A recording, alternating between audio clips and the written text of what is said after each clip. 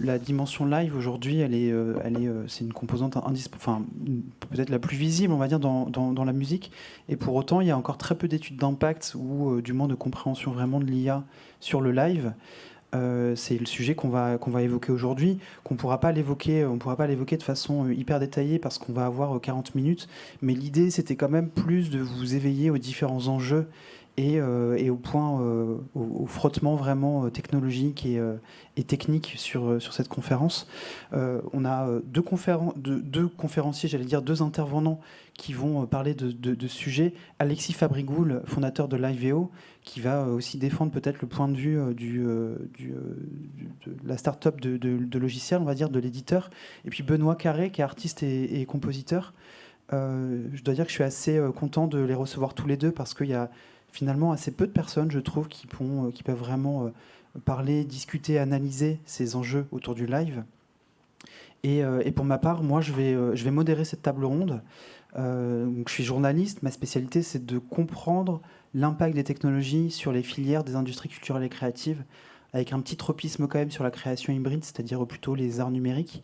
Mais évidemment, je m'intéresse beaucoup à la musique, aux jeux vidéo, etc. Et c'est un petit peu tout l'enjeu parce que ce sont des technologies en fait qui viennent pas spécifiquement de la musique, même si aujourd'hui il y a beaucoup d'efforts qui sont mis par l'industrie musicale. Et c'est pour ça que quand on parle du live, donc ça c'est un des articles qui est publié dans la dernière revue AS, qui a été spécifiquement sur ça, IA et live. Et donc est-ce que le secteur de la musique quelque part va préfigurer ce qui va devenir du secteur du spectacle vivant? Et si j'avais choisi cette focale sur cet article, c'est parce que en fait, il y a quand même pas mal d'argent sur la filière musicale, beaucoup plus que dans le théâtre et la danse, et qu'on voit aujourd'hui effectivement beaucoup d'investissements, beaucoup de start-up qui commencent à mettre en place des choses sur la dimension live. Alors, je dis beaucoup et en même temps, j'ai envie de modérer, parce que là, c'est une étude du CNM, donc le Centre national de la musique, qui a publié en juin 2025 une étude sur l'impact de l'IA dans la filière musicale. Et là, vous avez la chaîne de valeur. Alors, la chaîne de valeur, moi, j'aime bien parler de ça parce que ça aide à comprendre vraiment, en fait, comment, à un endroit de la filière, on peut avoir un impact. Comment la distribution peut impacter la création. Et en fait, sur cette chaîne de valeur, donc on voit, elle est grossière parce qu'on pourrait la détailler encore plus, mais la conception, la production, la distribution, diffusion, gestion de droits, marketing, etc.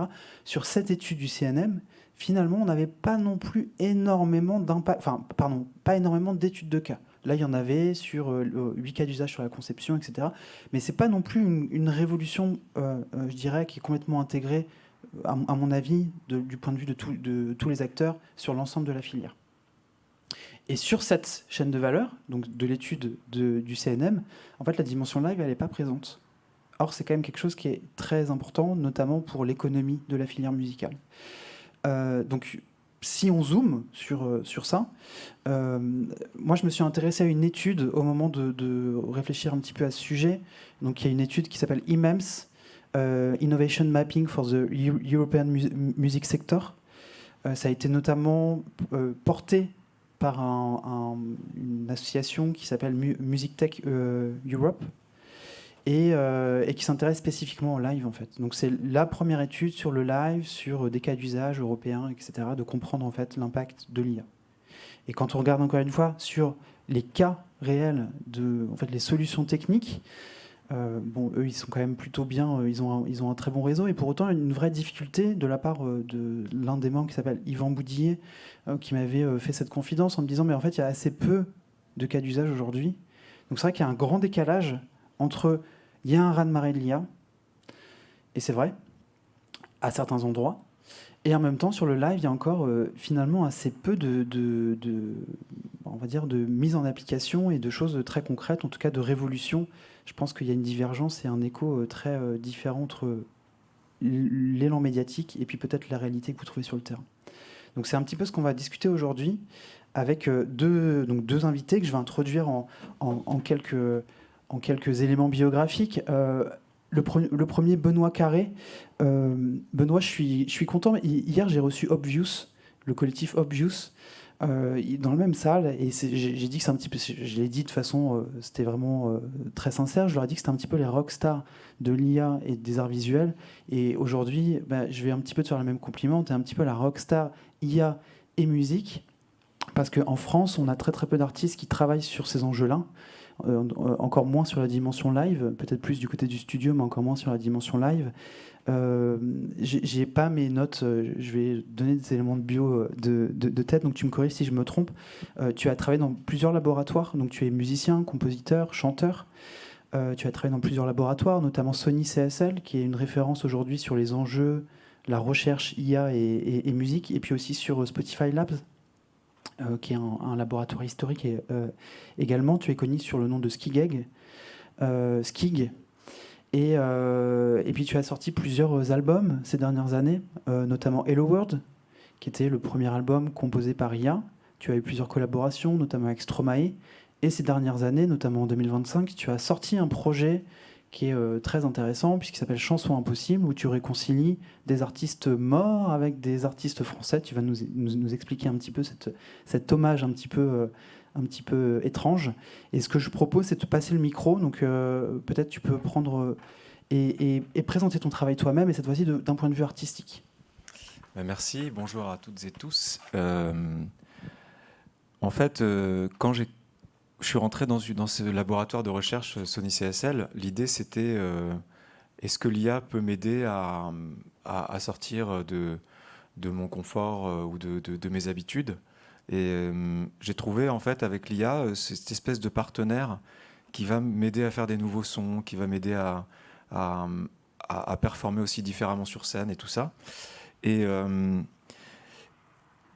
quand est venu vraiment, après tous ces albums, l'idée de faire des performances live en utilisant l'IA de façon en temps réel, je me suis confronté à quand même pas mal de problèmes, et notamment la latence. J'ai utilisé le clonage vocal, par exemple. Le clonage vocal en temps réel, alors je peux montrer la vidéo, mais je vais d'abord montrer la première vidéo. C'est mes expérimentations avec un outil qui s'appelle Somax, qui est développé par l'IRCAM. Et l'idée, c'est qu'on lui donne de la musique. On lui donne de la musique, ça peut être du MIDI, des notes, mais ça peut être aussi du son. Et là, je voulais improviser avec cet outil sur scène en direct, que l'outil réagisse à mes notes, les notes de mon piano. Et pour ça, j'ai utilisé Somax, que j'ai branché sur un modèle de voix que j'avais fait des voix des années 30, donc un chanteur des chansons des années 30. Et donc, j'ai donné à Somax de la musique un petit peu classique du début du siècle, des chanteurs classiques du début du siècle, et que j'ai cloné avec cette voix un peu spectrale. Et donc là, ce qu'on va voir, c'est dans cette vidéo, c'est ça, c'est je joue au piano, et puis j'ai des réponses un peu de fantômes qui viennent sur le jeu de piano. Si c'est cette vidéo. Ouais, c'est ça.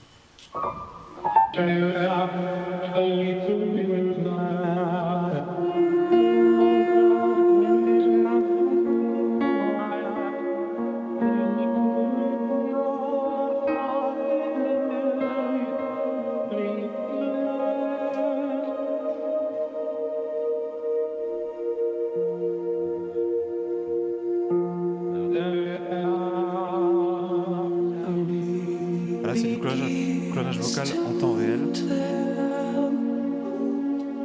Je chante et ma voix est transformée.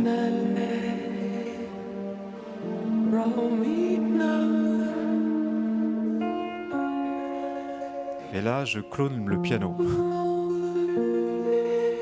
C'est-à-dire que le micro est dirigé vers le piano. Vous entendez la voix qui réagit au piano.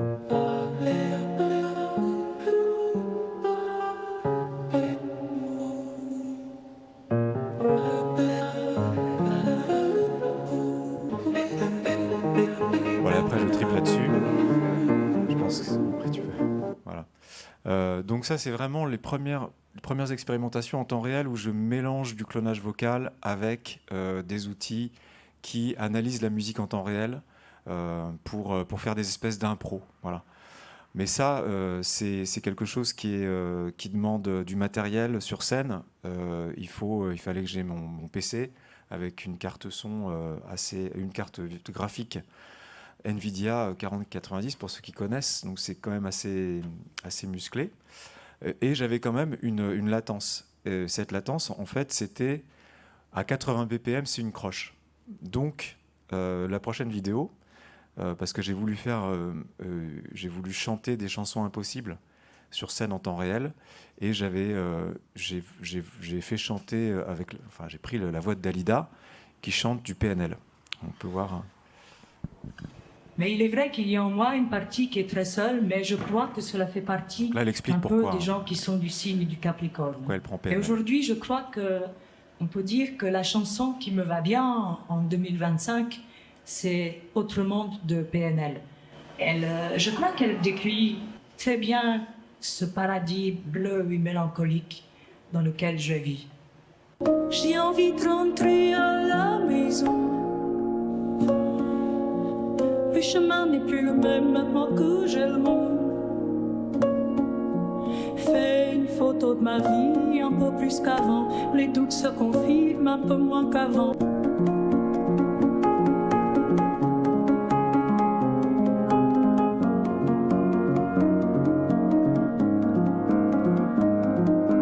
Que la mif, que la mif, que la mif, que la mif, rien n'a changé dans ma putain de tête. Donc là, en fait, ce que j'aime bien dans ce projet, c'est là, dans cette version-là, en fait, j'ai dû faire un fake. Enfin, j'ai dû faire semblant de chanter parce que il y a une vidéo qui montre où je le fais en vrai et je dois chanter la chanson une croche avant pour que la voix soit au bon endroit dans la chanson pour le public. Donc le public il a l'impression qu'on est quand on va voir un concert au Stade de France.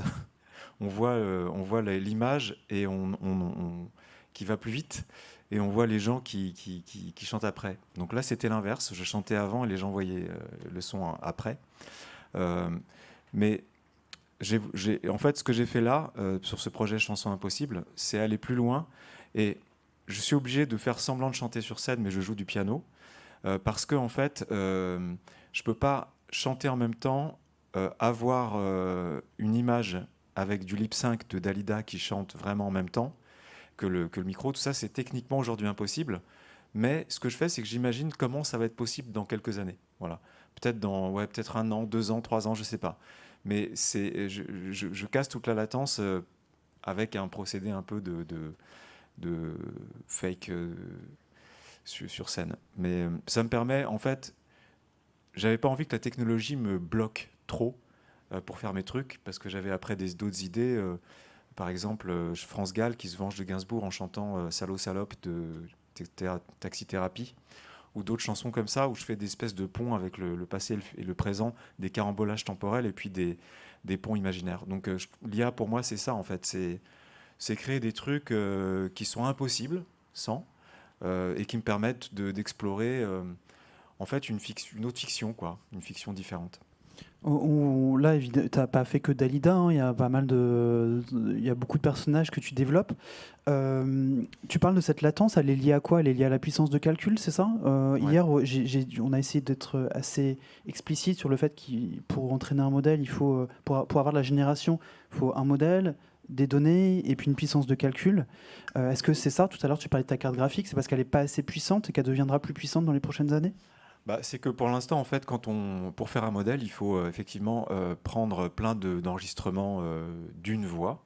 Et puis, on a ce qu'on appelle un PTH, enfin, c'est un fichier que moi je rentre dans un logiciel de conversion vocale en temps réel. Il faut qu'il fasse le calcul, ouais. En fait, il faut qu'il entende ma voix, qu'il fasse des petits chunks, qu'il la découpe en tout petits bouts comme ça, et puis qu'il restitue ma voix avec un autre timbre. Donc ça, ce temps de calcul, il est de 400 millisecondes, mais ça dépend des outils. Mais de toute façon, il est trop grand pour pouvoir faire vraiment du temps réel. Est-ce que sur les prochaines années, pour revenir vraiment sur ça, tu penses que c'est une question de 1 an, 2 ans, qu'en fait on va avoir de plus en plus de clonage vocal sur scène parce que on va avoir justement des puissances sur scène?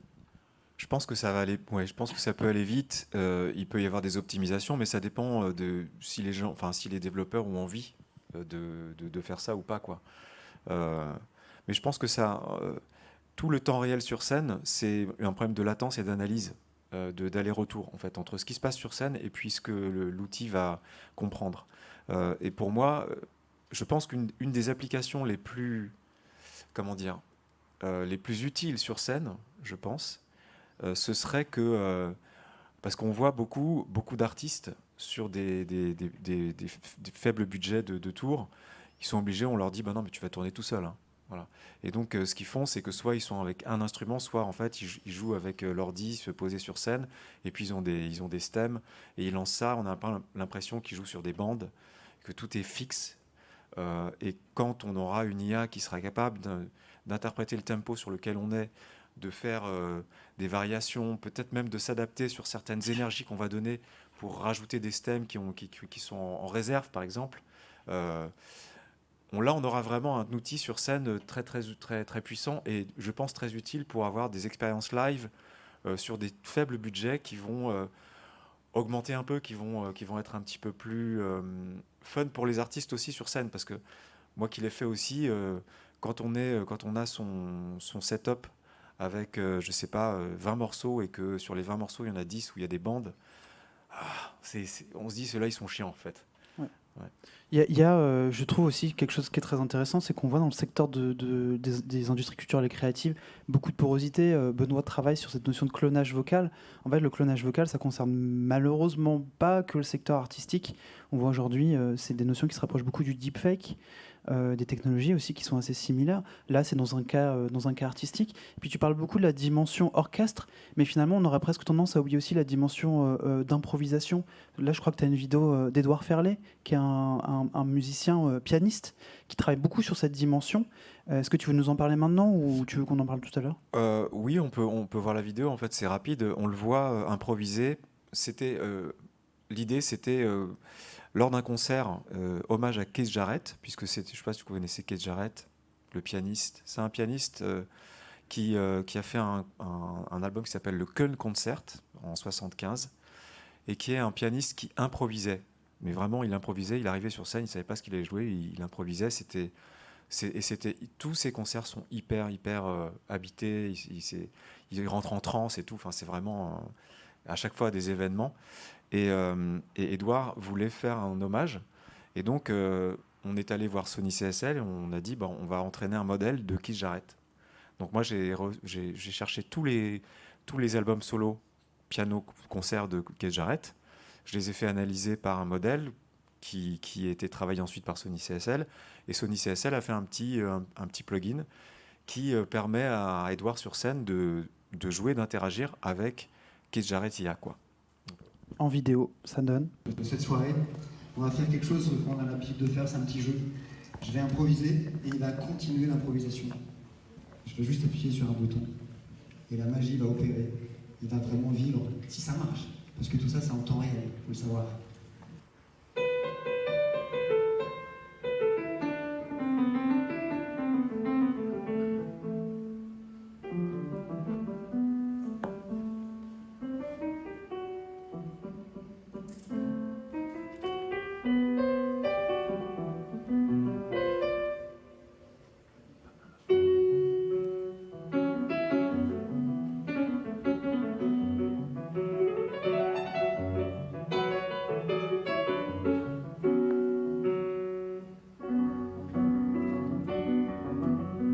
Ce qui est super, c'est qu'il répond. Alors, pour ceux qui connaissent le Köln Concert, c'est très proche du Köln Concert.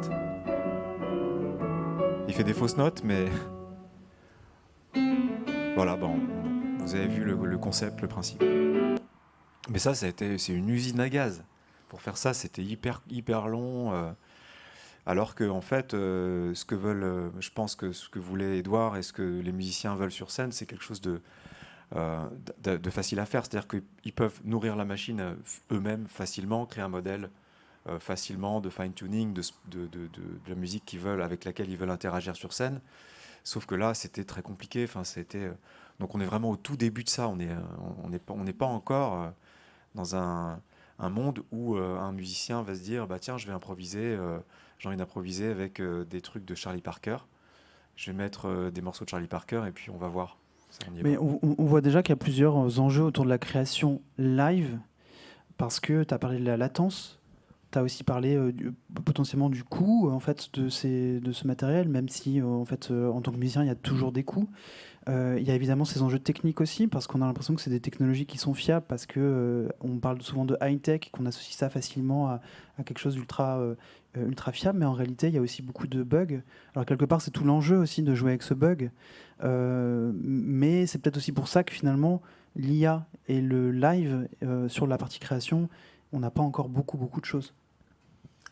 Non, on n'a pas encore beaucoup de choses parce que là, les trucs que j'ai utilisés, c'est vraiment enfin, c'est des outils qui sont pas des produits, quoi. Et c'est vrai qu'il y a beaucoup de bugs. Et sur scène, moi, quand j'ai fait le concert, j'ai joué plusieurs fois, et que la latence, c'était plus 400 millisecondes, mais ça devenait 500. Là, là, je suis vraiment très très embêté parce que moi, je chante une croche avant, et après, le truc marche plus du tout. Ou alors, je peux avoir aussi des bugs. L'outil comprend pas très bien ce que je dis, quoi. Donc ça fait, si j'ai envie de rentrer, ouais. Donc là, le truc ne marche plus, mais finalement, bon, c'est pas grave. Et puis la latence, je m'en sers pour faire une espèce d'effet de délai. C'est aussi ça, c'est jouer avec les contraintes. En tout cas, ça correspond presque plus à certains styles. Là, on a vu Edouard et puis toi, vous avez quand même des formations classiques, ou en tout cas de jazz, une vraie appétence pour le jazz. Ça concerne plus facilement le jazz que ça concernerait, je sais pas, la musique électro par exemple, où c'est peut-être plus difficile d'avoir, encore que la musique électro, un mauvais exemple. Ouais, l'électro, en fait, c'est presque plus compatible avec ces outils-là parce que dans l'électro, on peut vite s'amuser avec les artefacts. Ouais. Je fais mention de l'électro aussi parce qu'il y a une des artistes en France qui est assez incontournable sur ces sujets, qui s'appelle De Laurentiis, et qui travaille un petit peu sur sur les mêmes enjeux de clonage vocal, mais cette fois-ci appliqué à la musique électronique. Je vous remontre ça avant de vous parler de Alexis. Sur ce graphique, en fait, sur l'étude de l'IMEM, ce qui est quelque chose qui était intéressant aussi, c'est de voir quelle était leur définition du live. En fait, ils intégraient très très peu la dimension création à l'intérieur. Mais par contre, on peut avoir une approche plus élargie du live. Il y a évidemment toute l'expérience scénique, le ticketing, l'administration, etc. Et que ça, en fait, ça contribue aussi finalement à vivre une expérience, en fait, le spectacle que vous allez voir. Donc, c'est pas uniquement dédié à la création. Et c'est pour ça aussi que avoir Alexis sur cette table ronde, c'est précieux, parce que je vais donner quelques éléments. Donc, tu es directeur technique et fondateur d'une start-up, on peut dire start-up, qui s'appelle Liveo. Tu diriges le développement de la plateforme de production et de diffusion de réalité virtuelle, parce que c'est ça l'objet et la mission de ce logiciel. Et puis on peut dire que toi, tu as une expertise en traitement multimédia, télécommunications, IA. Est-ce que tu peux nous expliquer ce qu'est Liveo et ce que vous faites avec Liveo, qui est un peu le pendant visuel, vidéo. Là, on a parlé beaucoup du son, mais le pendant vidéo. Oui, tout à fait. Donc, chez Liveo, notre cœur, à la base, c'est le spectacle vivant et le concert. Et on cherche un moyen, justement, d'offrir l'expérience live pour les gens qui ne sont pas sur place. Et donc, pour ça, ce qu'on a trouvé de mieux aujourd'hui, c'est les solutions de réalité virtuelle. Donc, on a développé, en fait, aujourd'hui, on a 3 activités. On a développé toute une configuration de captation. On va sur place avec nos caméras, nos microphones, et on filme dans un format immersif. Grosso modo, en fait, on filme en 3D, donc comme on a pu voir au cinéma avec Avatar, mais à 180 degrés. Donc l'idée, c'est que par exemple, si on le diffuse sur un dôme comme un planétarium, on puisse voir toute l'expérience devant soi à 180 degrés, donc couvrir notre champ de vision et retranscrire ça à très haute résolution. J'y reviendrai tout à l'heure, c'est aussi un peu le cœur justement du sujet, et qui permet d'avoir un photoréalisme nouveau, parce que quand on parlait d'immersif pour l'instant, c'était souvent reproduit avec des avatars en 3D, et donc on avait des visuels qui trahissaient un petit peu l'intention artistique, alors que nous justement on veut retrouver toute la scénographie qui a été pensée par l'artiste sur place et la transmettre. Et ensuite on distribue ça pour justement soit des dômes immersifs ou les gens qui ont des casques de réalité virtuelle. Alors, il y a aussi des images, on fait aussi du sport. Donc là, le sport, il y a aussi tout le côté événement et diffusion en direct. Mais finalement, c'est pour nous plus ou moins le même enjeu sur la vidéo. Sur l'audio, on a des sujets différents. Donc nous, on travaille sur des sujets d'audio immersif. On est notamment en ce moment en réflexion avec Radio France sur comment est-ce qu'on retransmet l'audio qu'on ressent sur scène à quelqu'un qui se trouve à distance, dans un format qui est vraiment pas juste une stéréo, mais si par exemple j'ai 3 artistes sur scène, que je puisse identifier spatialement avec mes oreilles d'où viennent les artistes, et les applaudissements, et les rires du public, et tout ça. C'est intéressant parce que souvent, quand on parle d'IA, on parle inconsciemment d'IA générative. En tout cas, on parle de génération de texte ou d'images ou de sons. Alors que ce que je comprends avec Liveo, c'est que vous avez une intégration d'IA qui n'est pas forcément l'IA générative Voilà. Alors nous, en à fait, d'autres endroits. c'est ça. Nous, à la base, on n'a pas voulu faire une start-up pour faire de l'IA. L'IA s'est imposée à nous parce que c'était la seule solution qui nous permettait d'avoir le résultat qu'on voulait. Et en fait, c'est notre 3e activité, c'est qu'on a développé une solution dans le cloud d'intelligence artificielle qui permet de traiter principalement la vidéo. On a aussi des sujets en fait, là, de recherche sur l'audio. Mais principalement aujourd'hui, ce qui tourne, c'est pour la vidéo, on filme en 4K, ce qui sonne bien quand on regarde un film en 4K, mais quand on regarde ça dans un casque de réalité virtuelle ou dans un dôme, en fait, c'est immonde finalement. Pourquoi ? Parce que on se focus sur une partie de l'image qui est devant nous, et ça revient à mettre un petit zoom sur notre écran, et finalement on va voir tous les pixels. Et donc pour ça, on a développé des modèles d'intelligence artificielle qui nous permettent de faire de la super résolution. Donc notre vidéo en entrée, c'est de la 4K, et en sortie, on a de la 10K en général. Alors, on peut aller jusqu'à de la 12K, mais les casques le supportent pas vraiment aujourd'hui. Et donc, sur ce sujet-là, on a aussi la contrainte de faire du temps réel. Donc, pour la musique, ça a un intérêt, mais pour le sport, encore plus. Aujourd'hui, on nous demande de faire des diffusions en direct. Et les premiers modèles qu'on avait, qui étaient de meilleure qualité, sont très durs à monter en puissance de calcul, en optimisation pour tourner en direct. Donc là, on a des clusters où on a 8 cartes graphiques en parallèle de dernière génération de NVIDIA qui peinent à réussir à faire du temps réel sur nos gros modèles. Et ça, c'est un vrai sujet. Donc toi, tu rejoins aussi cette notion de se dire, en fait, c'est un vrai coût à la fois d'investissement, et puis on pourra parler aussi tout à l'heure aussi des différents impacts, notamment l'impact écologique, mais c'est des vrais investissements de ce point de vue-là, sur la puissance de calcul. Oui, tout à fait, on pourra revenir dessus, mais en fait, il y a plusieurs enjeux. Nous, soit on prend un modèle qui est ce qu'on appelle pas créatif, donc on va rajouter des pixels pour augmenter un peu le contraste, la définition de l'image, mais on a de nouveaux modèles, maintenant c'est les modèles de diffusion, on connaît tous les nouveaux modèles de diffusion de génération d'images, génération de vidéos.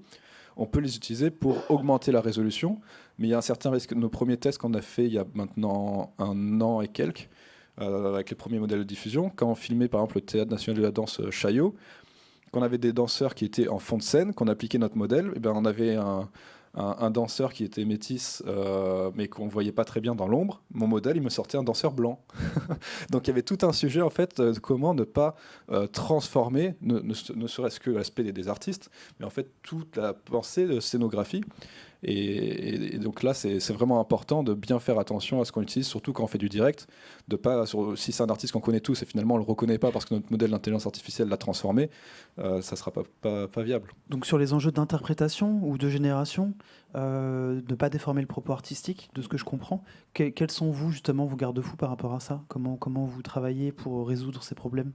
Alors déjà, en fait, on a nos modèles pour l'instant qu'on fait principalement tourner et tester de manière intensive en différé. On ne fait pas du direct avec, et comme ça, si on voit quelque chose, on a toujours un contrôle humain derrière qui nous permet en fait de vérifier que ça se fait bien. On adapte aussi nos modèles sur nos datasets qui nous permet en fait de retravailler sur le fait que oui, je filme pas n'importe quel contenu, mais en fait ça va être du spectacle, ce qui leur permet d'avoir plus l'habitude de rencontrer ce type de contenu. Et ensuite, je pense qu'il y aura toujours, effectivement, même pour du direct, un contrôle humain, comme de toute façon on a à la télé, qui nous permet d'être sûr qu'il n'y a pas une bêtise qui est en train de se passer à l'écran. Mais en fait, on peut, il y a plusieurs paramètres de température, etc., de liberté qu'on donne en fait de création au modèle qu'on peut plus ou moins limiter. Est-ce que toi tu sens sur cette notion du live qu'il y a des secteurs d'activité dans le domaine des industries culturelles et créatives, du spectacle, de l'événementiel, plus sensibles que d'autres, et ça peut d'ailleurs être aussi faire écho peut-être à des réticences peut-être de certains secteurs. Je sais que dans le domaine du cinéma, quand bien même ça fait des années qu'on utilise des effets spéciaux et qu'on tend vers ces technologies, il y a beaucoup de réticences. Est-ce que toi tu sens des secteurs plus sensibles ? J'ai beaucoup vu quand on parle justement de clonage vocal, tout ce qui va être dans le doublage, beaucoup de réticences. Sur la génération d'images, il y en a beaucoup aussi pour les artistes. Pour la génération aussi, là on a parlé d'intelligence artificielle dans le son, dans le live comme assistant. Aujourd'hui on voit des artistes d'intelligence artificielle qui produisent la musique entièrement par intelligence artificielle. Et c'est un modèle qui, de A à Z, va créer, c'est plus un assistant, c'est plus un ajout. Et là, il y a des vrais sujets parce que ça commence à atteindre les charts maintenant. On a des artistes qui sont écoutés par des millions de personnes. Et il y a des questions de gens qui vont se positionner. Pourquoi est-ce qu'on écoute ça alors qu'il n'y a pas quelqu'un qui a créé, qui a mis son cœur dedans? Et d'autres qui vont se dire, en fait, bah si, il y a quand même quelqu'un qui a réfléchi, qui a créé le modèle, qui a donné l'intention, qui a dû... C'était pas juste un bouton, on a dû donner des prompts, on a dû réfléchir aux paroles avec... voilà, tous ces sujets. Mais bon, Benoît en parlera mieux que moi. Des enjeux de transparence qui sont essentiels pour la structuration des filières. Je précise ma question, tu as très bien répondu sur le premier aspect. Sur le deuxième aspect, est-ce que tu sens aujourd'hui qu'il y a un potentiel business, pour le dire ainsi, sur peut-être le live et l'IA, et en tout cas la solution que vous développez est plus mature sur le secteur sportif ou peut-être musical, par exemple? Moi, je disais en introduction que le secteur de la musique était relativement déjà investi sur ces sujets. Alors c'est vrai que dans la vidéo en broadcast, c'est quelque chose qui n'a pas encore été vraiment... qui n'a pas trop touché les professionnels. On a vu beaucoup de générations en fait, de vidéos, mais nous, on cherche vraiment à avoir un outil qui puisse être en fait, utilisé sur un championnat de la FIFA, sur un concert au Stade de France, qui soit vraiment professionnalisé et fiable. Et il y a ce côté, en fait, quand on parle à des gens du milieu, on peut avoir ce côté d'incertitude qui ne plaît pas, parce que quand on fait une production de cette taille-là, on cherche à éliminer le maximum d'incertitudes. Parce que, bon, on a parlé des bugs dus à l'IA, mais en fait, il y avait plein de bugs déjà avant l'IA aussi. Et on cherche à limiter ça au maximum. Et donc ça, c'est notre métier aussi de rassurer. Et pour l'instant, étonnamment, on s'attendait à beaucoup de réticences. Et finalement, les gens sont assez ouverts et volontaires pour tester tout ce qui est... alors, ils nous font confiance sur l'IA, mais même le côté immersif. Il y a des gens qui peuvent nous dire, et en général, ça ne vient pas du milieu du spectacle vivant, plutôt du public, qui peuvent se poser la question, est-ce que si on diffuse dans des casques VR des spectacles, des matchs, est-ce que les gens continueront de sortir pour aller en salle et dans les stades?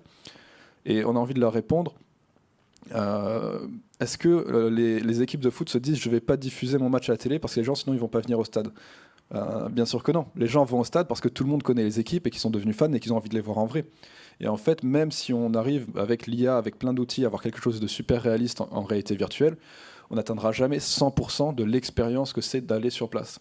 Nous, notre objectif, c'est de se dire, il y a beaucoup de gens qui sont seuls ou parfois pas seuls, mais qui vont finir en fait sur leur téléphone, à scroller sur TikTok, sur YouTube, ou à regarder des séries sur Netflix, et qui vont passer leur soirée sans forcément réfléchir à ce qu'ils regardent. Et en fait, les gens restent de plus en plus chez eux, ne sortent plus, et on a plein de gens qui habitent Paris qui ne connaissent pas les salles à Paris et leur programmation. Nous, ce qu'on veut faire, c'est ramener dans les foyers une expérience de découverte culturelle, de pouvoir se plonger pendant 1h30 dans un spectacle ou dans un événement sportif ou autre, de qualité, ne plus être sensible aux notifications sur son téléphone, à toutes les distractions, et d'avoir cette qualité de contenu et de donner envie, notamment en ayant des billetteries ensuite pour montrer, ben voilà, vous avez aimé cet artiste, vous avez trouvé cette salle sympa, voici ce qui se produit dans les prochaines semaines, si vous voulez y aller sur place, vous pouvez y aller. Et ainsi donner une possibilité de découverte de ce qui existe et de redonner envie finalement aux gens de sortir aussi. C'est peut-être ça aussi qui rend difficile finalement cette question de mapping de l'écosystème live et IA. C'est qu'on voit bien avec l'IVO que vous avez une intégration sans revendiquer forcément le fait d'être une entreprise de l'IA ou une start-up de l'IA, intégration dans les logiciels. Initialement, on avait une troisième personne qui devait venir sur cette conférence qui s'appelle Morgan Roux, qui est ingénieur système, enfin qui a été ingénieur système pour le Zénith, et puis qui a été consultant aussi pour Devialet, et qui n'a pas pu venir pour des raisons personnelles. Néanmoins, j'ai eu un entretien hier soir avec lui, et juste, je vais te poser cette question. Est-ce qu'on va avoir une intégration progressive dans les logiciels, ou est-ce que en fait, c'est des choses ex nihilo? Et qu'est-ce que ça va changer pour les régisseurs? Voici sa réponse. Finalement, c'est on appelle OpenAI avec des paramètres, etc. Mais comme tout se fait en langage naturel, finalement, à base de prompts, la complexité n'est pas énorme à implémenter. Et du coup, pour les entreprises déjà existantes, c'est très bénéfique parce qu'ils bénéficient déjà d'une grosse part de marché, d'un accès aux utilisateurs, des équipes déjà en place, etc. Et tout ça, c'est des choses qui peuvent leverage pour accélérer la production de nouvelles features, de nouveaux produits. Et la barrière à l'entrée, finalement, sur cette nouvelle technologie n'est pas très importante. À la différence, si vous êtes une petite start-up et que vous voulez créer, je sais pas, une nouvelle console IA, bah, il va pas falloir seulement construire l'IA, mais il va aussi falloir construire toute la console. Et c'est en ce sens que ça va être compliqué. On n'a pas forcément toute la data non plus pour construire ces nouvelles IA, alors que les grands noms, par exemple des consoles audio, ont déjà tout ça en interne et peuvent beaucoup plus facilement sortir des nouvelles features s'ils font l'effort de créer des nouvelles équipes qui sont vraiment dédiées à cela. Donc voilà, en ce sens, je pense que ça va être une évolution des logiciels existants. Et est-ce que ça nécessite des compétences particulières pour les artistes et les régisseurs? Moi, personnellement, je ne pense pas, parce que le but de tout ce passage à l'IA, c'est enfin, à l'IA générative, c'est d'avoir un petit peu cette interface en langage naturel, qui fait que en fait, on parle comme une personne. Donc, il n'y a plus de clics, il n'y a plus de difficultés à comprendre techniquement. En fait, on exprime avec un langage de tous les jours ce qu'on souhaite, et toute la technologie, toute la difficulté technique, finalement, est complètement cachée de l'utilisateur. Donc, pour moi, pas de compétences techniques particulières à avoir. Après, c'est comme tout. Si je te prends l'exemple d'un équaliseur dynamique en audio, qui est quelque chose d'un peu complexe technologiquement, on va dire, techniquement, bah, le mieux on le comprend, le mieux on peut l'utiliser. Le mieux on comprend ce qui se passe derrière, le mieux on va pouvoir le régler. Bon, bah, Je vais vous demander de réagir par rapport à ça. Il y a plusieurs points dans cette intervention. Le premier, quand même, c'est sur les modèles fondamentaux, parce que en fait, on a du mal aussi à se dire... on a l'impression qu'il y a 10 000 modèles, mais on a du mal à comprendre comment ces modèles en fait, sont développés, notamment sur des modèles fondamentaux. Et, donc ça, c'est le premier aspect. Je ne sais pas qui a envie de répondre. Et le deuxième aspect aussi, c'est que j'ai l'impression qu'il y a une différence fondamentale dans le domaine de la création, où effectivement, on a des modèles qui sont développés sur mesure, et dans le domaine de la technique, où finalement, on a une intégration progressive. Alors, je peux peut-être commencer sur les modèles fondamentaux. Donc là, on a parlé beaucoup de modèles de texte, donc qu'on appelle aussi les LLM, qu'on connaît beaucoup parce que ça fait les pages dans les médias. Donc en France, on a Mistral, il y a beaucoup d'Américains. Ce qu'on voit beaucoup, c'est les Chinois aussi, parce qu'en fait, comme si les Chinois font comme les Américains et ont des modèles propriétaires, bah, le monde entier va plutôt aller chez les Américains parce qu'ils ne font pas confiance aux Chinois. Donc ce que font les Chinois, c'est qu'ils mettent tous leurs modèles en open source. DeepSeek, notamment. Exactement. Par exemple, DeepSeek, entre autres, mais on a les équipes de Alibaba, de ByteDance qui font beaucoup de modèles. Et il n'y a pas que les modèles de texte. Nous, on travaille sur des modèles en fait, qui sont sur les images et les vidéos. Et on voit tous les 3 mois un nouveau modèle qui sort en open source, qui vient en fait rivaliser les modèles propriétaires des leaders occidentaux. Là-dessus, et je prendrai aussi parce que quelques points sur le côté créatif, parce qu'avant de monter ma société, j'étais aussi musicien et producteur de musique, et je continue d'être ingé son aussi, notamment sur l'audio spatial. Moi, je me rappelle, alors c'était déjà, je pense, il y a au moins 5 ans, c'était le début un peu des outils d'IA pour les ingé sons et les producteurs. On nous vendait de plus en plus d'outils pour faire un mastering avec un clic, où on met sa musique dessus et ça fait le travail pour toi. Et la plupart des gens dans le milieu, on disait bon, c'est nul, on fait pas confiance, je vais le faire moi-même. Et en fait, on a commencé à voir des outils plus spécifiques apparaître. Et alors moi, juste avant que j'arrête, j'avais commencé à trouver une solution sympa qui permettait de faire de la séparation de source sur une piste de batterie. Et donc, et ensuite de le remixer en direct. Et donc, je pouvais avoir mon sample de batterie qui tourne. Je pouvais lui demander de séparer ça en 4 ou 5 voix différentes. Et donc, il a isolé le tom, la hi-hat, et pouvoir remixer ça en direct. Et donc, c'est des choses qui n'ont pas besoin, effectivement, comme disait Morgan, de connaître spécifiquement comment fonctionne un modèle d'IA, comment je le développe, puisque j'ai une interface qui me dit, bah voilà, si tu fais ça, ça va remixer un peu avec telle énergie, etc. Et moi, j'y crois beaucoup avec des outils comme ça, spécifiques, intuitifs, qu'on va pouvoir utiliser.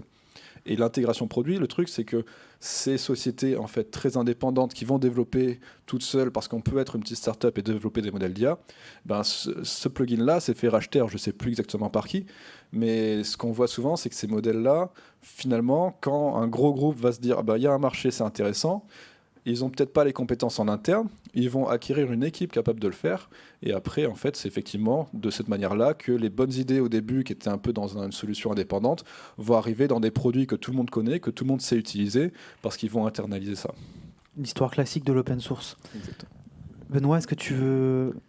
rebondir? Bah, sur le côté, il n'y a pas vraiment d'outils pour la composition, hein. Il n'y a pas vraiment d'outils très très intéressants, je trouve, pour la composition. Il y a. En fait, c'est marrant parce qu'on a d'un côté des modèles comme Suno qui sont des modèles fondamentaux avec beaucoup de données. Et Suno, par exemple, essaie de créer des nouvelles features pour qu'il y ait une interaction plus riche. Donc, par exemple, on peut donner un audio, on peut créer des personas, des voix spécifiques.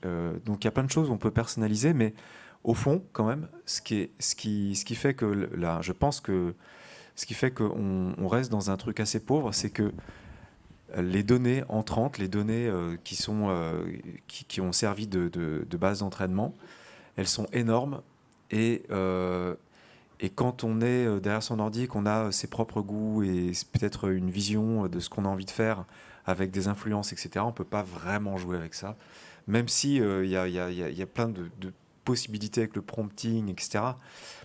Et de l'autre côté, on a des logiciels comme Ableton qui sont ultra compétitifs, qui ne sont pas hyper chers et qui permettent vraiment d'aller hyper loin dans de la production, dans de la composition, etc. C'est un super assistant. Et donc, c'est très loin en fait de Suno. Suno, pour moi, en fait, ces IA génératives, c'est comme un super orgue de salon, hein, génial, fantastique. Voilà. Ah putain, waouh, c'est fantastique. Mais au bout d'un moment, en fait, il y a un truc, bah, t'as l'impression quand même d'être avec un orgue de salon, quoi, à la fin. Donc, ce truc l'exemple de Edouard Ferlet, où on veut interagir avec un Keith Jarrett IA, ça, c'est on est encore loin d'y arriver. Moi, je pense que l'IA sera intéressante pour les créateurs, les créatrices, c'est quand on pourra vraiment fine-tuner soi-même un modèle fondamental, un modèle de fondation. Et c'est pour ça que peut-être ça fait aussi une différence, parce que là, on parle beaucoup de... en tout cas, j'ai été étonné aussi dans la réponse de Morgan, qui dit, finalement, on n'a pas tellement besoin d'avoir des connaissances. Il y a quelque chose de fondamentalement différent entre vos deux réponses. C'est que, effectivement, quand on a une intégration produit, ben, on n'a pas forcément besoin d'être formé. Ça sera dans la continuité de la maîtrise, je ne sais pas, d'une console, etc. Par contre, à d'autres endroits, il faut être formé parce qu'il faut vraiment pouvoir, en fait, construire son propre workflow. Ouais, où il faut pouvoir. Ce qui se passe avec l'image, et je me sers de Van, de WN, là, c'est incroyable. Et on peut vraiment, avec ConfiUI, une plateforme qui permet vraiment de faire des workflows très personnalisés, on est dans ce truc-là, de création très précise, etc. Mais en musique, on est très loin de ça. En musique, sur ConfiUI, on a un truc qui s'appelle Stable Audio ou Ace Audio, qui sont en fait des outils génératifs un peu lambda, quoi. Et on est vraiment loin d'avoir cette richesse d'interaction qui existe avec l'image. Si je peux réagir, effectivement, donc ConfiUI, c'est un outil qui permet à tout un chacun d'apprendre à utiliser de manière très technique et précise des modèles d'intelligence artificielle que les chercheurs vont sortir, avec une interface plus sympa que du code, où on va pouvoir brancher des modules les uns avec les autres. Et effectivement, ce type d'utilisation, qui est quand même assez poussé, demande à se former à ce nouveau workflow.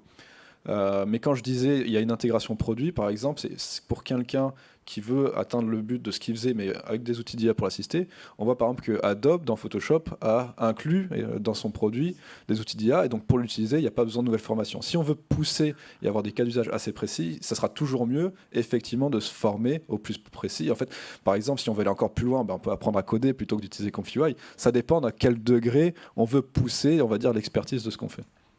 En tout cas, on voit aussi que ça veut dire dans les prochaines années, peut-être que vous n'entendrez pas spécifiquement, je vais insister sur ça, mais vraiment, je pense que c'est important de dire que même si vous n'entendez pas, c'est une start-up, un produit, un logiciel, il va y avoir l'intégration progressive, et sans doute vous l'utilisez déjà, en fait, sans forcément savoir que derrière, il y a un développement avec une brique IA.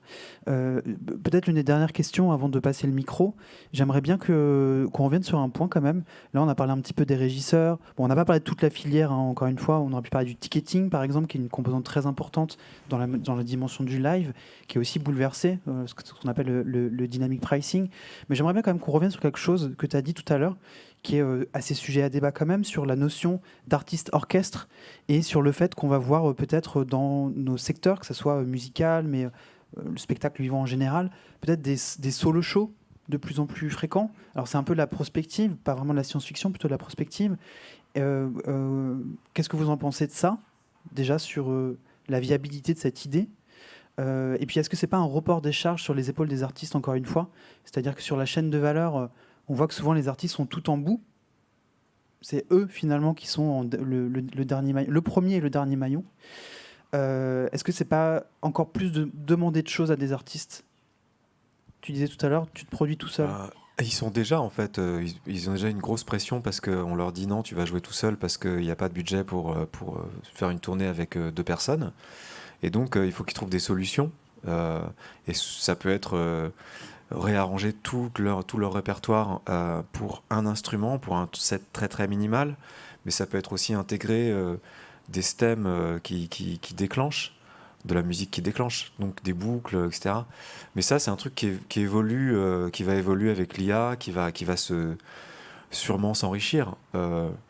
Mais la pression, elle est déjà, je trouve elle est déjà là, et elle est encore plus maximum dans la chaîne de valeur, parce que ces artistes-là, qui sont souvent indépendants, ils comptent aussi sur de la musique à l'image, sur des petits contrats, pour par exemple des pubs sur le net, machin, et ça c'est fini, parce que ça l'IA le fait super bien. Donc la pression c'est de plus en plus fort. Ce qu'on peut imaginer, c'est qu'il va y avoir des artistes IA, dans le sens des artistes qui vont savoir se servir des technologies un peu mieux que les autres, et qui vont par exemple répondre à se mettre s'acoquiner avec des boîtes de prod ou des boîtes de post-prod, etc., pour répondre super bien à des briefs très rapidement, avec une pression encore très très forte de rapidité et d'efficacité. Et c'est pour ça aussi que ça rejoint ce qu'on a dit tout à l'heure sur la formation. Quelque part, l'IA ne remplace pas, mais par contre, ce qui va remplacer notre emploi ou créer supprimer notre emploi, c'est potentiellement une personne qui maîtrisera mieux l'outil. Ouais, je suis d'accord sur le fait aussi que ça va permettre à des gens, la question de budget, mais aussi quand on démarre, c'est beaucoup plus facile en fait, si on maîtrise les outils d'IA, d'aller faire des scènes tout seul où effectivement il y a moins de budget, tout en proposant une composition live sympa. Je voudrais quand même nuancer le côté de, en fait, comme tu disais, on peut déjà depuis longtemps s'accompagner tout seul avec des bandes son. Et finalement, on continue de voir des groupes avec plein de musiciens. Pourquoi ? Parce que le côté humain, c'est aussi important, et le public est toujours content, quand bien sûr il y a le budget qui le permet, de voir aussi des musiciens. Quand bien même il y a des bandes son, il y a une boîte à rythme, il y a un vocodeur, des outils qui existaient déjà avant. Et si on a quelqu'un, parfois même des groupes où il y a quelqu'un qui est là juste pour chauffer la salle, finalement, qui n'est même pas forcément musicien, c'est toujours un plus, et je pense que ce plus-là, il existera toujours. De la même façon, sur scène, il y a beaucoup d'expérimentations aujourd'hui qui sont faites sur la génération d'images en temps réel, de différents logiciels, que ce soit autour du mapping, donc de la projection.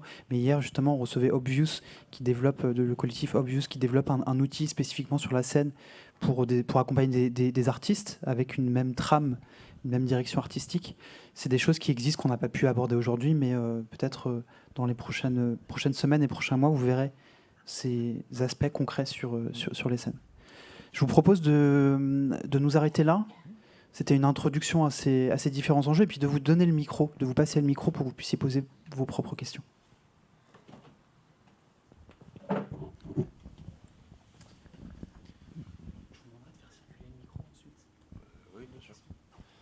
Moi j'ai une question pour vous. Vous avez parlé d'un dataset pour faire entraîner votre modèle.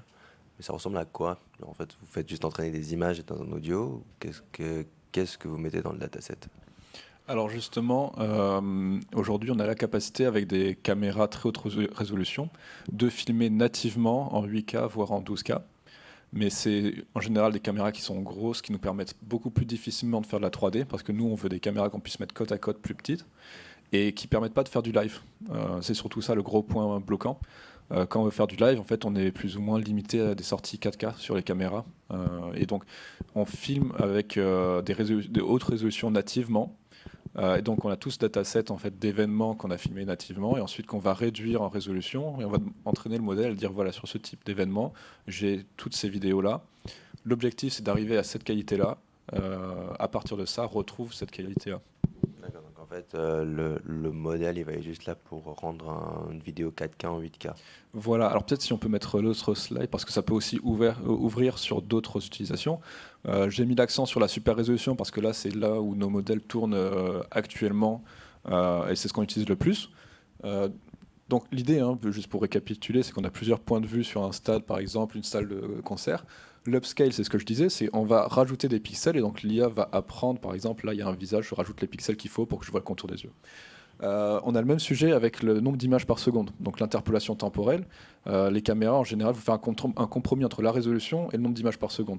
Quand on est dans un casque, si on est à 25 images par seconde, on a l'impression de voir un diaporama. Si on est à 48 images par seconde, comme on peut le voir exceptionnellement parfois sur des films, ça reste un peu le même effet. Et donc idéalement, on va chercher 90 images par seconde. Donc aujourd'hui, on est autour de 60 images par seconde pour avoir le compromis aussi hardware de décodage, mais c'est un vrai sujet. Donc faire de l'interpolation, c'est-à-dire je génère une image à partir de celle d'avant et celle d'après pour inventer celle du milieu, c'est un vrai sujet. Qu'est-ce qu'on a ? Alors l'interpolation spatiale, c'est autre chose aussi, c'est que quand on a un casque, que je déplace la tête à gauche, à droite, ma vidéo elle a été prise, la caméra elle bouge pas. Et donc je peux avoir un modèle d'IA qui va dire ok, j'ai ce point de vue là, si je me déplace de 10 cm, à quoi devrait ressembler l'image que je suis censé voir. Donc l'interpolation spatiale nous permet d'avoir une espèce de 6 degrés de liberté.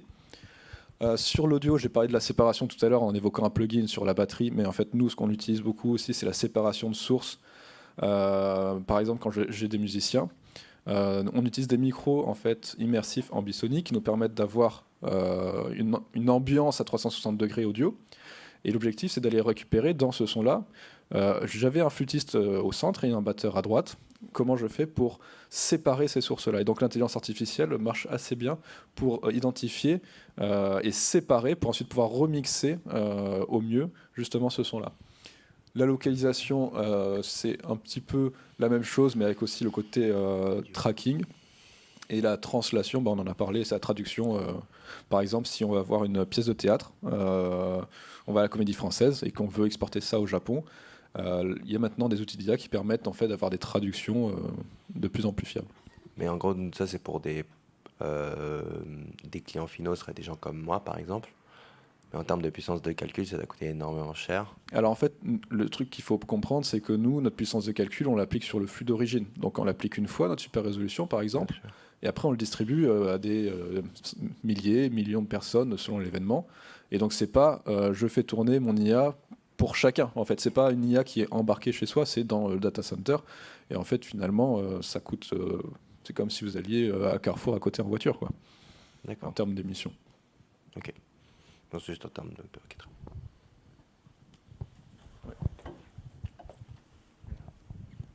Bonjour, moi je suis ingénieur du son du coup et donc tu as un peu parlé de l'audio avec l'ambisonique. Qu'est-ce que vous utilisez exactement comme modèle? Vous êtes plutôt sur quel type d'ordre d'ambisonique et tout, et est-ce que vous mélangez ça avec d'autres technologies ou... Oui, alors pour le coup, effectivement, et on va voir qu'il y a aussi des super méthodes qui sont en dehors de l'IA qui se développent. Ce qu'on fait, c'est qu'on a des micros ambisoniques d'ordre 1 ou d'ordre 2 en fonction du scénario. Et il y a des algorithmes d'upscale. Donc là aussi, on fait de la super résolution audio. Donc, alors pour l'ambisonique, pour ceux qui ne connaissent pas, c'est j'ai un micro normalement qui a une capsule pour un micro classique. Là, on a plusieurs capsules dans différentes directions. Et donc l'ordre, c'est le nombre de capsules qu'on va avoir.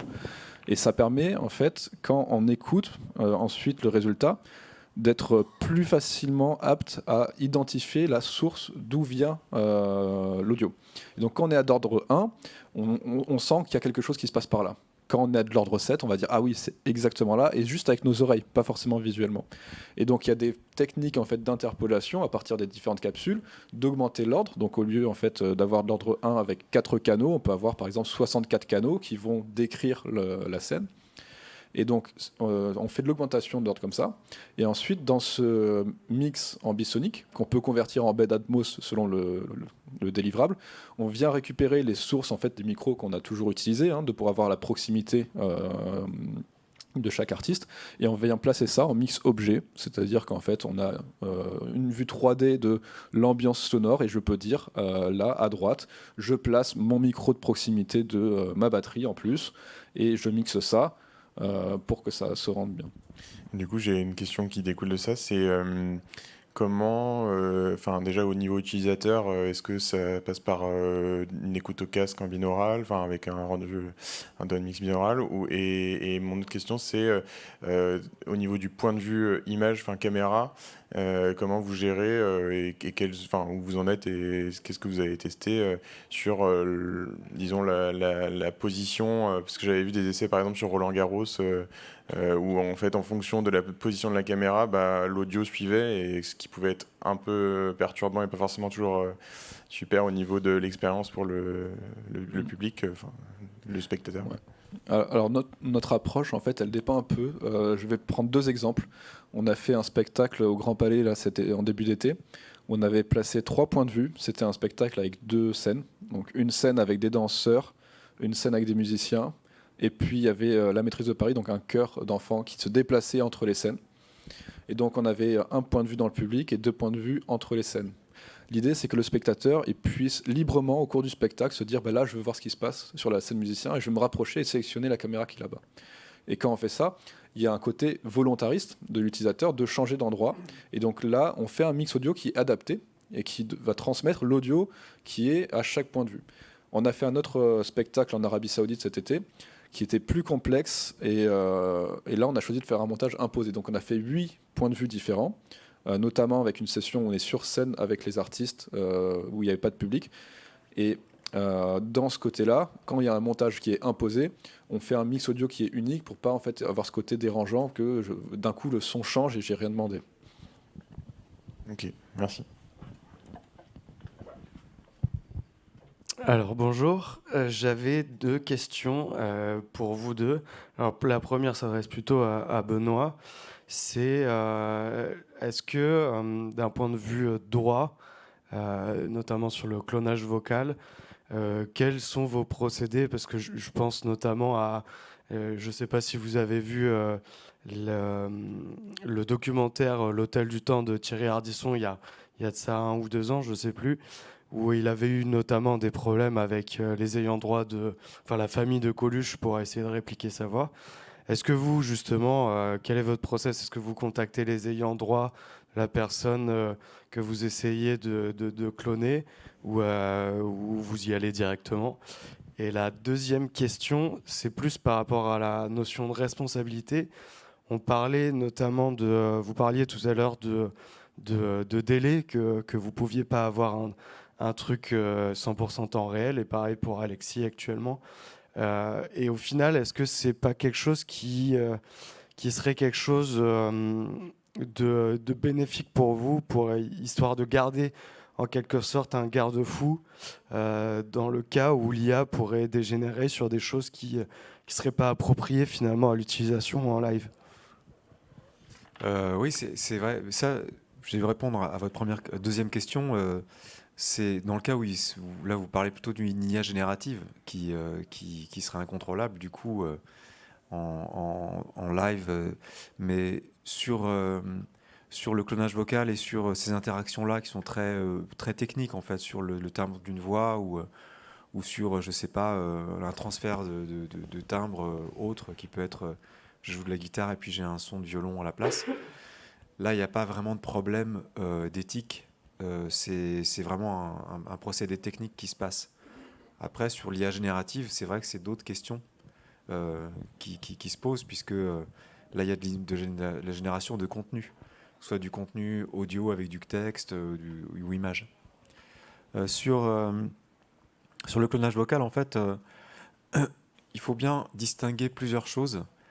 Il faut distinguer le clonage vocal, la conversion vocale, qui consiste à chanter et à transférer le timbre d'une voix d'un autre ou d'une autre sur son timbre à soi.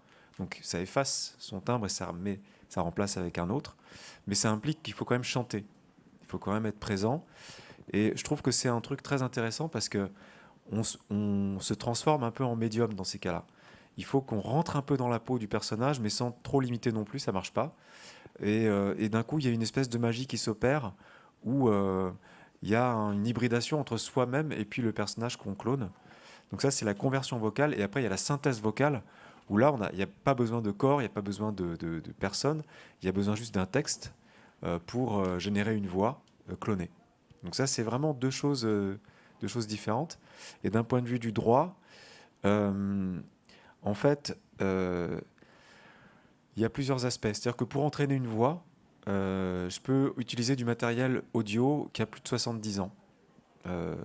C'est possible techniquement, enfin légalement. Après, ça pose la question des attributs de la personne. Une fois que en fait, une personne décède, elle perd les attributs de sa personnalité. Et ceux qui sont un peu les garants de morale de cette personne, c'est les ayants droit. Et ils peuvent tout à fait se retourner par exemple contre moi en disant vous utilisez l'image de Dalida, c'est pas bien, ou alors c'est moralement j'estime que le personnage de Dalida est sali par vous, et là du coup je peux avoir des problèmes. Mais pour l'instant en fait j'en suis juste à une expérimentation, et mon but c'est pas du tout de tromper les gens en disant regardez Dalida elle chante PNL en fait. Non, c'est impossible. Donc c'est un peu le principe de la marionnette en fait. Et quand on utilise la marionnette de quelqu'un, ça existe depuis longtemps, il peut se retourner contre celui qui écrit le texte et puis qui manipule la marionnette. Tout à fait, il peut le faire. Mais je pense que ce que je fais, c'est un peu ça. C'est-à-dire que c'est de la conversion vocale, espèce de marionnettiste IA. Voilà. Ok, merci. J'ai une question un peu presque taquine pour Benoît. Je me rappelle, chez mon prof de piano à l'époque, il y avait une citation affichée sur le mur qui m'a marqué, que je me rappellerai toujours. C'est une fausse note jouée et assumée n'est pas une fausse note. Tu parlais de fausse note sur le clone ou le Kev Jarrett virtuel, et que tu disais que c'était pas parfait. Est-ce qu'un jour on se dira une fausse note jouée par une IA sera sympa quand même? À quel moment est-ce que le côté intentionnel entre un artiste réel et un artiste virtuel se confondra? C'est vrai que c'est une très très bonne question, parce que on a envie de se dire d'emblée c'est une fausse note parce que ça sonne faux, et on se dit que c'est du calcul, donc c'est une erreur de calcul. Voilà. Mais si on intègre le fait qu'une IA a appris le style de quelqu'un et presque lui a cloné son âme, bon, là on se retrouve dans le cas de... c'est ce qui est arrivé à Miles Davis, je crois, dans un concert où il y